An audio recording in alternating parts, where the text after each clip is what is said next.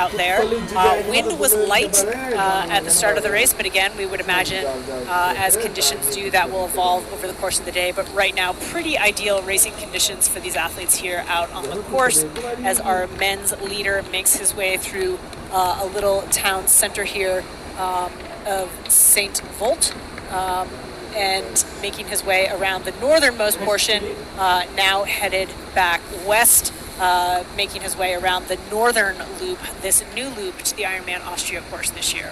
That's right. So cranking it out, about to approach that, or just approaching Vite there, I think they would say. And the exciting thing was all of those bands, and then right after that incredible aid station, you got those people in the red shirts handing out that Intervete on-course nutrition. We're watching two very different portions here. On the bottom right, Daniela Reeve ripping it around that curvy section, and then Lucas Voigt. Actually, we're looking right now at our Danish athlete. So back on camera there, give credit to Daniel Bakergaard, who's there on camera. Looks like he popped. He's still off the back. You can see the first place guy up the road of Lucas Voigt. But we're looking at, they'll pull this trick on us, whether we're in the same outfit. You see if we'll pay attention. Notice the two different bicycles. That helps me out. But and we do have an update in the men's race through the 33-kilometer mark. That chase pack has formed and gotten together, including David Plesha, Ivan Tukin, and Andreas Gigelmeyer sitting at about 4:15 to 4:30 back. And so there is a good chase group. They haven't really made some inroads, but there are 7, 8 guys all within 4:10 to 4:40 back. So that pack is forming, and we should see them perhaps get organized and make some inroads into closing down that forming.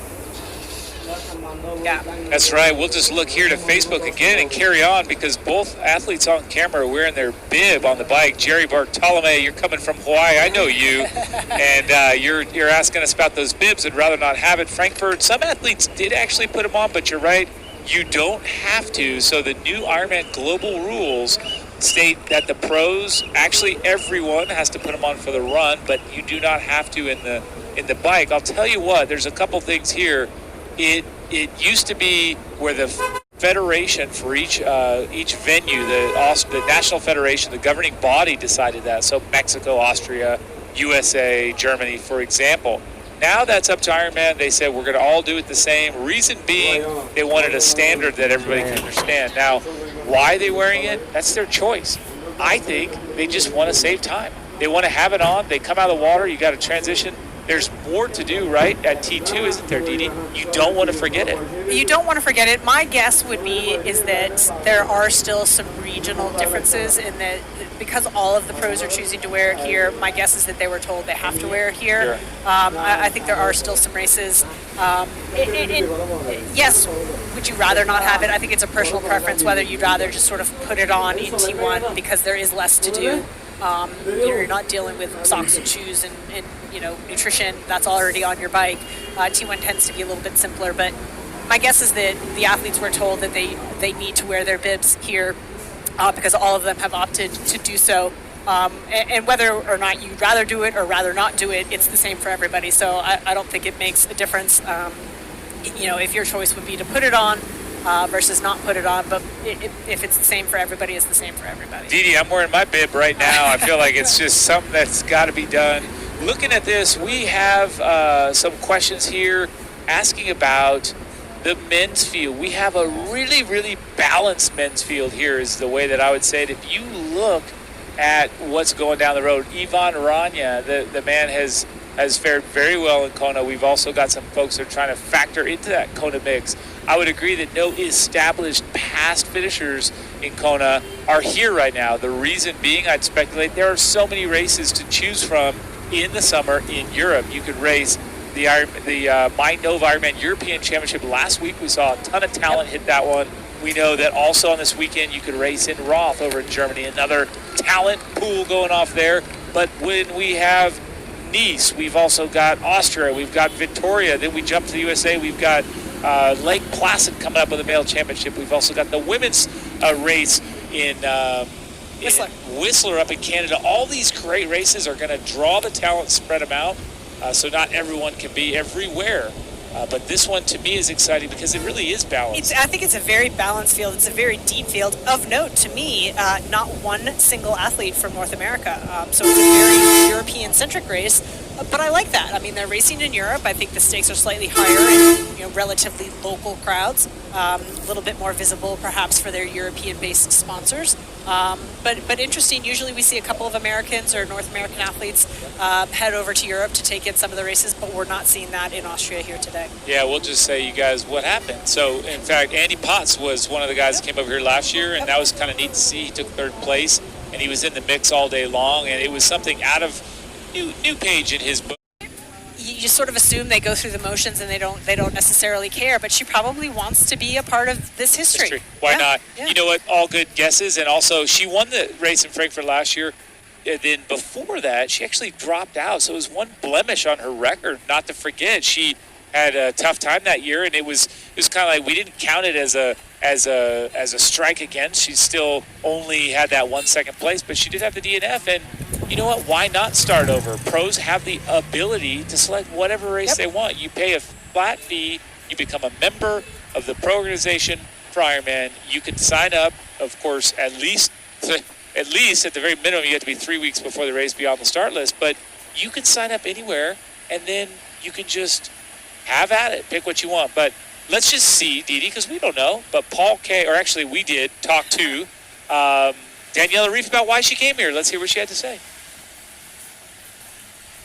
I came to Austria to race here because I raced here in 2012 at the 5150, and I have really good memories on this race, on this place. I think it's absolutely beautiful here in Austria, or in Klagenfurt.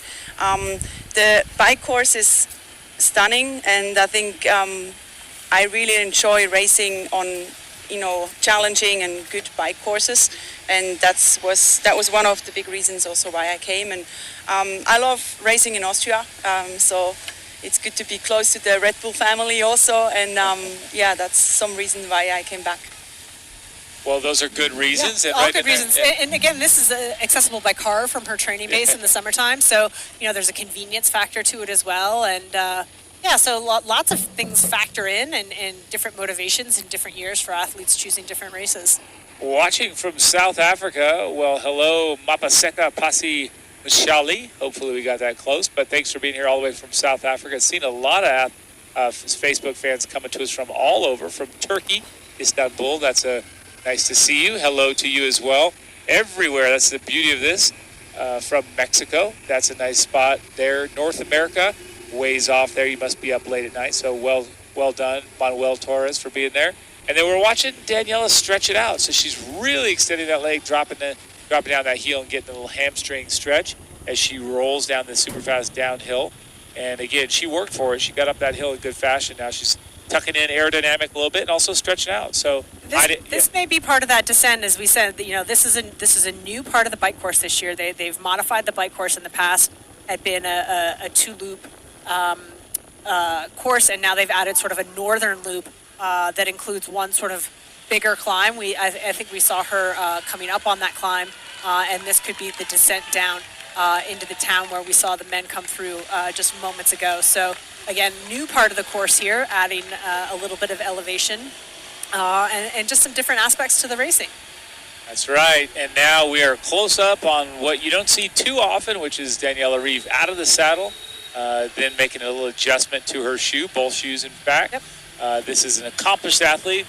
These rates of speed and this technical nature of the course, you want to be careful if you try and emulate that. Because she's exactly in there taking one hand off the handlebar and taking care of that. But here's a nice look at that map again of the Ventum bike course as it is headed north up towards Kruppendorf. Wolfnitz passes Lendorf and continues the expressway down to Craig am See. Same fight, we've done that already.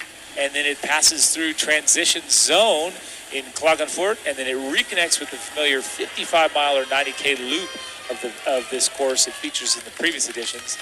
That loop passes the Wolfsee, Sudumstrasse, and the Maria Worth and Velden through St. Jacob, Rossum, and Velden. And then it comes, of course, back to the finish here in Klagenfurt before starting the familiar run course of the path, the same four-loop Hoka-Ona-One course we've done in the past. Bike right on in there, so there you see it. And what about this? We've got a fan who's from Venezuela, watching from Brisbane, Australia. Hello, Miguel Tovar. Miguel, you get around, my brother.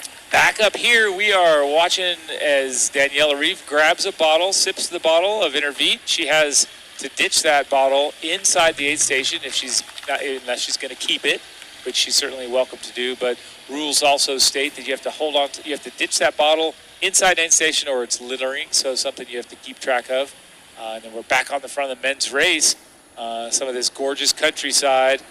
And there we have Lucas Voigt still towing along the likes of Danielle Bakegaard.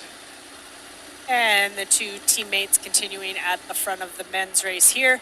The gap still about 4 minutes when last we got an update from the athlete tracker. If you're watching along at home and want to track your athlete, go ahead, jump onto Ironman.com. Click on the Ironman Austria tab at the top banner there and follow along or download the app on your smartphone. And you can track these athletes along with us or track your favorite age group athlete and follow along as they make their way through Ironman Austria here today. Beautiful section of road here as they're making their way around the northern loop. Our men's leader has been since the cannon fired earlier this morning. We are about just over 2 hours into racing, and this is where the athletes really are starting to sort of settle in. Through the swim, there's a lot of activity, forming, packs, holding onto drafts, swimming through the canal. You get the big boost from